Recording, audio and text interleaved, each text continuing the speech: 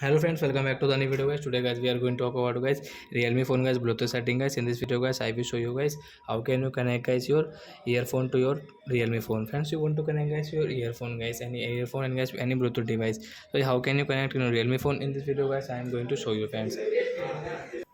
So friends, how can you connect it? So guys, now let's see how to connect it. So when first of all guys open your phone setting to connect guys your earphones. So guys you can see this setting guys, click on guys Bluetooth setting and guys on your Bluetooth guys, and guys on guys your earphone guys. So guys we will on our earphones and guys we will refresh it to connect guys. So I wait here guys.